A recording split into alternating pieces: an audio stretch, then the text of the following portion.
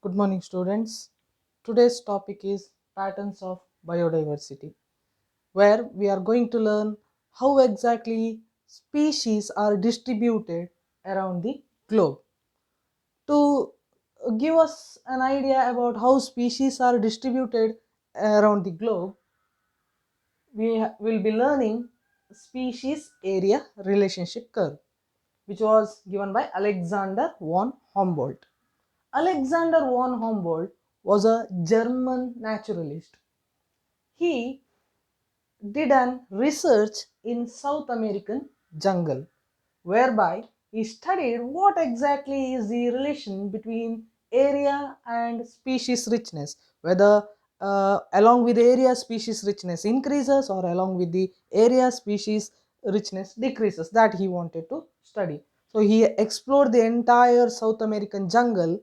He tabulated all his results, which means a particular area first. He took first a particular area. In that particular area, how many species were there, that he tabulated. Finally he came into conclusion that as the area of exploration increases, species richness will also increase. Which means, look at here, I have taken one hypothetical example. Let us consider this is one forest where Alexander von Humboldt is studying parrot species, a particular species. First, he takes a small area of 5 kilometer. He finds that in this 5 kilometer area there are 500 parrot species.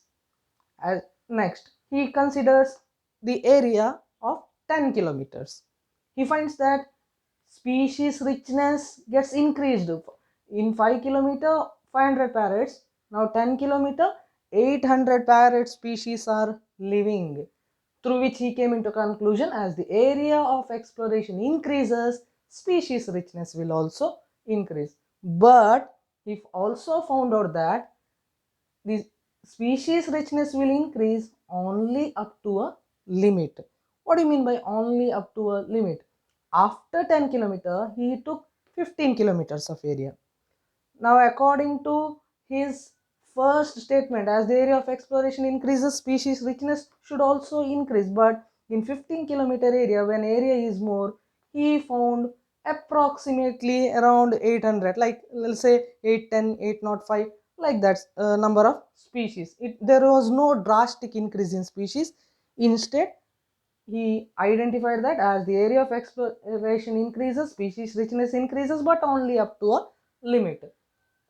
Based on his studies, he plotted a graph whereby he took area on x-axis, species richness on y-axis. Then he plotted, say, 0. If area is 0, species richness is also 0. If area is, say, 5 kilometer, this is the species richness, about 500. If area is 10 kilometer, species richness is about 800 species. So based on that, he went on plotting the graph. So how, when he joined all his points, he found out that this is how he joined. He got in this graph in this particular shape. What is the shape of this graph? This is called rectangular hyperbola.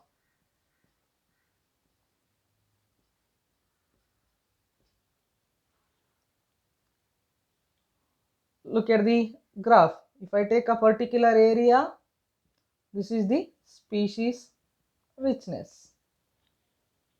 And he gave equation that equation for rectangular hyperbola is S is equal to CA to the power Z. But there is one problem with the rectangular hyperbola graph. That is, if you consider these points, where if you take a particular area,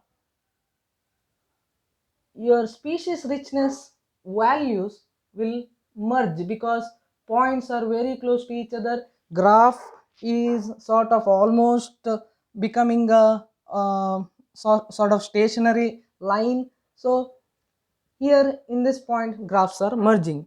So he wanted to clear it. Therefore, scientists what they did was they converted this rectangular hyperbola graph into a straight line. Now, how to convert a rectangular hyperbola into a straight line? You have to apply log. While applying log to the hyperbola, they got a straight line graph. This is straight line. Now, what is the equation? I said they applied log. Log was applied on both sides of the equation, on this side as well as on the right side. Hence, this scale is called log scale. Why is it called log scale? On both sides of the equation, you are applying log. That's why log scale. Let us observe how exactly the equation changes when you apply log. Log s will become log s, log c. Anything if it is having power, when you apply log, it will become, the power will come in front. So a to the power z will become z log a. Therefore, equation on log scale was log s is equal to log c z log a. You have a equation for straight line. Y is equal to mx plus c. Look at here. Y here is log s. C is log c. Mx, m is z, x is log a. You know this particular thing. This is important for us. In a straight line equation, m is equal to z, which means m is a slope, z is also a slope. So z represents slope of the line. It is also called regression coefficient. Regression coefficient refers to, it is an constant value. What is that constant value? Let us observe. S is equal to species richness. C represent as same as the straight line equation, y intercept. A is area. This is the equation given. How we can make use of this equation?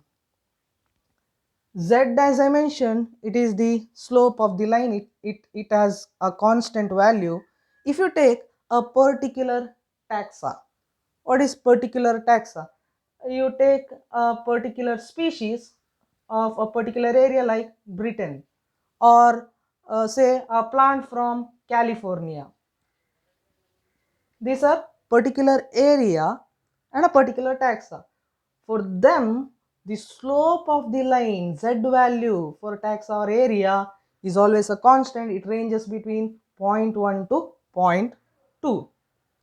Second thing is, slope of a line is always measured by using tan theta.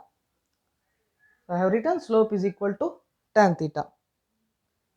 If you take larger area like entire continent, what will happen to z value? Let us understand. Tan theta, this is at the 45 degree, this particular straight line. So tan of 45 is equal to 1. Slope is 1. As the area, if you consider larger area, slope will become steeper. What do you mean by steeper? Slope will shift towards y axis. How? Let us take the example.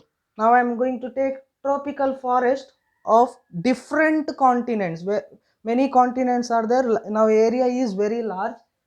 In that area you consider frugivorous bird species. Frugivorous means one which eats fruits.